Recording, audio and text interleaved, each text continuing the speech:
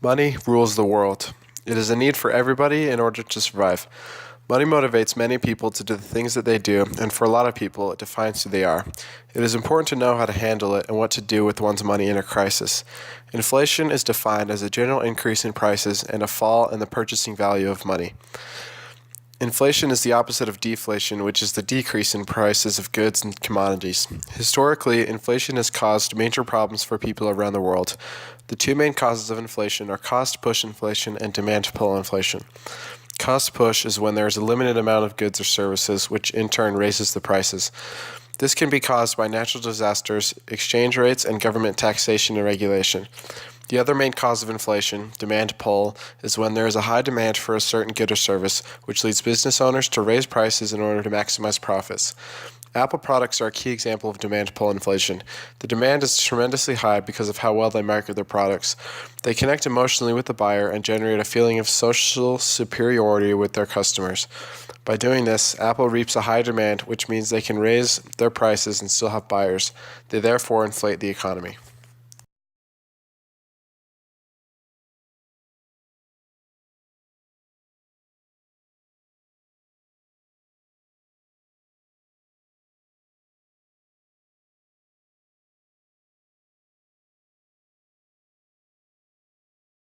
Many economists argue whether or not the bad effects of inflation outweigh the positive effects. I propose this thesis. Inflation causes problems for Americans, and I will cover more deeply its causes, the negative effects, and why they outweigh the positive effects.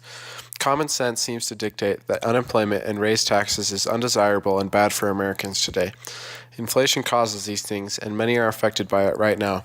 The instinct is to try and fight inflation, which usually leads to more economic problems.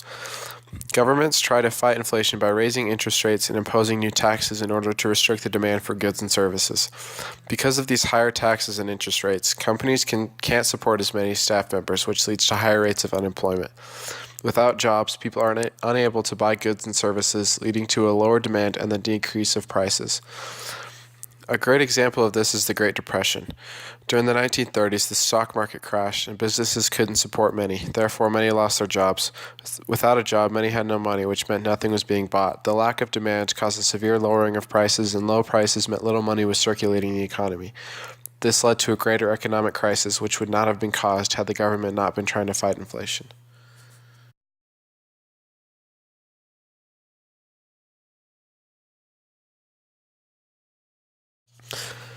When inflation isn't fought, prices go up. A good example of this is bread in the last 2 decades. In January of 1988, the United States Department of Labor Bureau of Statistics indicates that a loaf of bread cost approximately 59 cents. In January of 2013, that same loaf of bread cost $1.42. Thus, in the 25-year period, the bread increased 83 cents or rose by 140%. 140% inflation is considered an extremely high rate of inflation. It is dangerous to the economy. With prices rising at such a rate, many Americans don't have the means to buy what they need because income doesn't raise with these prices. Many families are suffering because it is hard to afford goods that are priced so high. A loaf of bread is just an example for the big picture of what is happening. Prices are rising rapidly, and many are left wondering where their next meal is coming from.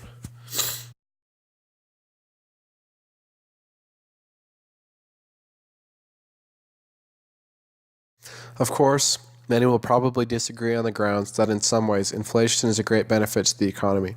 They argue that inflation is good for the economy because interest rates are higher, encouraging investment, and investments help stimulate the economy. People are able to receive higher returns on their stocks and generate more income. Inflation also reduces the value of debt. If inflation rates are higher than interest rates when it comes to debt, naturally the value of that debt falls, helping families pay for other things so they don't spiral into more debt. This is a huge benefit to families, seeing as debt is a major problem for Americans all over the country, and debt comes in many forms. Some debt, like student loans and mortgages, take decades to pay off, and inflation helps relieve some of this financial burden. Inflation is a benefit to Americans, isn't it? However, while the value of debt goes down, so does the value of savings. When inflation rates are higher than savings rates, and they usually are because savings account interest rates are low, the value of savings drops rapidly. This is especially dangerous for the elderly who live on savings as their sole source of income. This makes it hard for the elderly to retire comfortably, and if they aren't able to survive off of what they have, they can't go back to work and are left with nothing else to do. This is because inflation ruined their savings account.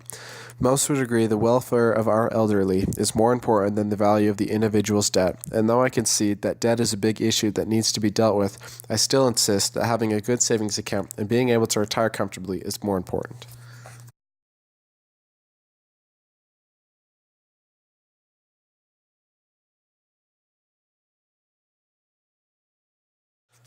Inflation has ruined countries and caused major depressions. In 2007 Zimbabwe, the inflation rate peaked at 66,212%, and the highest denomination banknote was worth $10 trillion. This caused major problems for the country.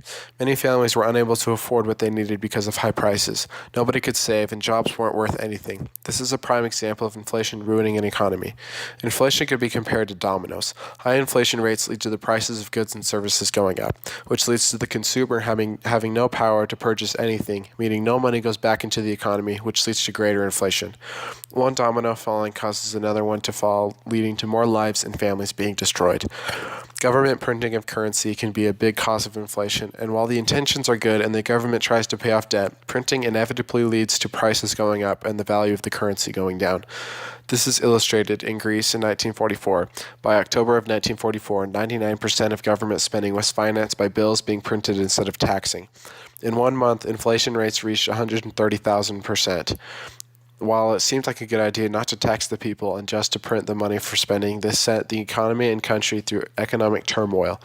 Governments should never pump large amounts of money into the economy. Again, we see many were unable to afford basic necessities. The rich became impoverished because of all their money lost its value. In these situations, inflation could have been avoided, and if it had been, many wouldn't have suffered this badly. Inflation has led to the destruction of countries time and time again. Money is like poker. It is something that is hard to predict. Its value changes often. Some people have too little of it, many have too much.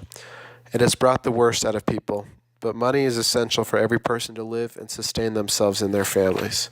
Inflation issues matter to anyone with a job, providing for a family, or just generating income. Inflation can ruin this for anybody. These things matter because they affect anyone who makes money or anyone who relies on money to survive, and one needs a good idea of what is going on in order to survive financially.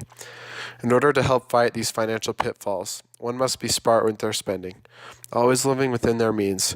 One must try to avoid being in debt and build a substantial savings account, being able to live off just that for at least a few months. Always be on the lookout for signs of an unstable economy, like rapid increasing and decreasing in prices, and build good job security. In order to avoid inflation, the government should provide a balanced budget, never spending more than they get back in taxes. Inflation has ruined many, but if one does the necessary things to fight it, they should be okay.